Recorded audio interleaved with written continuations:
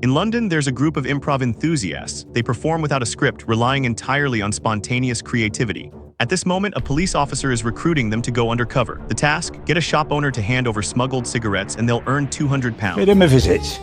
Ask for something more affordable and buy a brick and leave. But once the trio steps into the store, the mission quickly spirals out of control.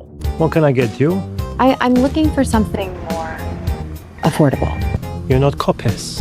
Ask again, I'll take your tongue out your head. Their aggressive demeanor makes the shopkeeper mistake them for serious buyers, and he leads them straight to Fly, a mid-level drug dealer. Naturally, the boss wants to vet them. Buyers, eh? He looks like a fucking accountant. They call him the Squire. The trio starts rambling, improvising wildly, but Fly buys it. He immediately orders his men to bring out 3 large bags of flour. Got a good rate. 3 bricks, call it 50k. When the price is mentioned, the trio is stunned, and what comes next leaves them even more speechless. Who's your nose? Squire? Come on. Come on.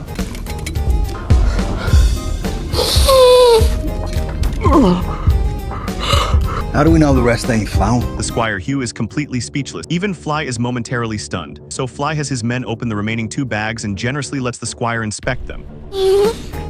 No, that's definitely not flour, is it? That is cocaine. Yeah. Yep. But Hugh is barely holding it together. Luckily, a group of Albanians barges in, accidentally saving Hugh's life. Turns out the 3 bags of flour were stolen by Fly from them. Where's the rest? Huh? Thinking fast, Bonnie Cat jumps up and claims she brought the goods to trade. Fly offers £50,000 for the stash. 50 spare. He ain't gonna rise. But Bonnie insists they'll need to bid higher. Egged on by Fly, the Albanians impulsively raise their offer to £80,000 and take the drugs back. This not only diffuses the tension, he's convinced the trio are negotiation geniuses and immediately offers them a job. Once Fly leaves, they finally breathe a sigh of relief and rush to report back to the officer, only to be told the plan has changed. The officer sees their accidental success as a golden opportunity and persuades them to keep going. If they can uncover Fly's next deal, they'll be making a major contribution to society. Successfully brainwashed, the trio officially begins their undercover journey. But when they return to Fly and offer their services, he hesitates. He decides to test them with a debt collection job. Thanks to their earlier experience, their performance is even more convincing this time. Where's the fucking cash, Sega? Hey, easy. Except Hugh is lost in another intense character and nearly ruins the scene.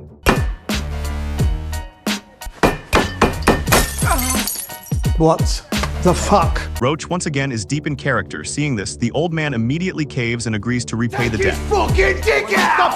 Stop! But the next moment, a fatal accident occurs.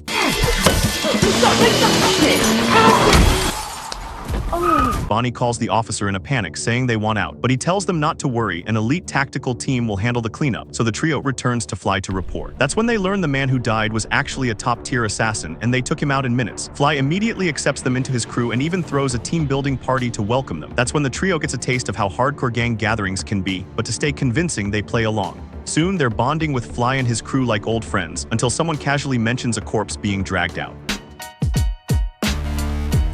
Oh, you never seen a rat before? Terrified, they call the officer again, saying they want out, but he reassures them the special ops team will ensure their safety, so the trio continues their mission. What they don't know is their photos are now on the narcotics division's blacklist. Clearly, the police have no idea they're undercover. These guys are not just guns for hire, they're pulling the strings.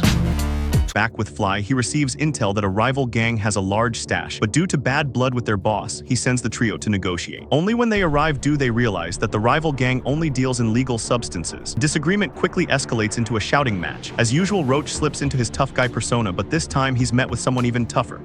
So unless you've got something serious to share, we'll leave you pricks to your fucking sleepover. Just as things get dangerous, the officer bursts in like a one-man SWAT team, shotgun in hand, scattering the gang members. The trio is overwhelmed with gratitude, but Bonnie soon realizes something's off. Confronted, the officer finally confesses. The entire undercover operation was a lie. He had privately hired the trio in hopes of scoring a major bust before retirement. He threatens them into continuing. I'm getting what I need. If I say jump, you say how.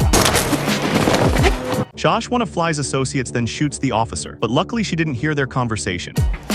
Let's get him out of here. But the officer's sudden appearance tips off Fly's boss, Metcalf, who suspects there's a mole. When he finds a phone on the officer, he scans the face ID and dials the last number called. He then orders the trio to hand over their phones. Whoever's phone rings is the mole. Now, who have you been talking to, Piggy Wiggy? Roach quickly removes the battery from his phone, buying them time and saving their lives for now. Their next challenge, dispose of the officer's body. Shosh calmly assigns tasks. She'll scout a burial site while the trio dismembers the corpse and steals a car to meet her. Once Shosh leaves, the trio panics. Who can actually go through with this? Roach, once again channeling his character, grabs a chainsaw and bravely cuts the body into 3 large bags.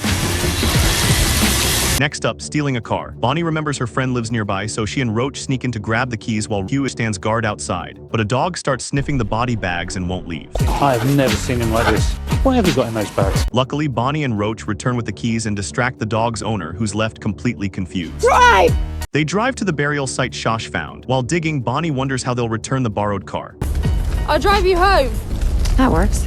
But that worry vanishes when Metcalf hacks the officer's phone and discovers the trio's true identities. He orders Fly to execute them. Bonnie thinks they're doomed, but after 3 gunshots, they're still alive. Fly, loyal and sentimental, lets them go and urges them to leave London forever.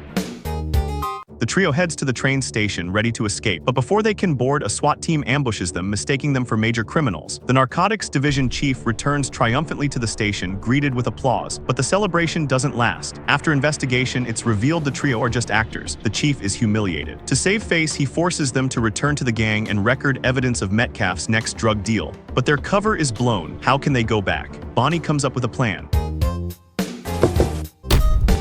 We just need to talk.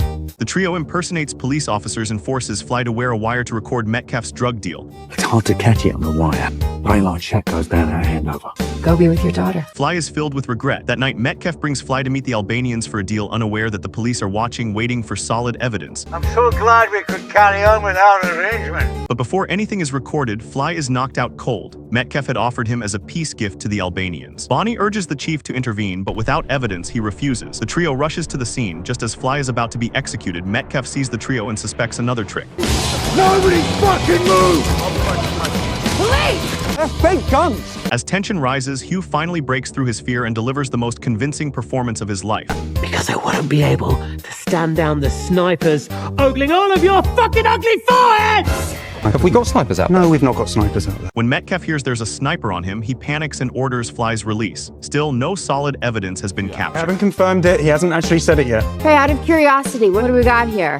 50 kilos? This is half a ton. For 10 million! We got him. All units go. All units go. Eventually, the police arrest Metcalf and his crew. Fly, having helped under duress, is released. The trio doesn't receive any official reward, but after this wild experience, their acting careers are bound to take off. And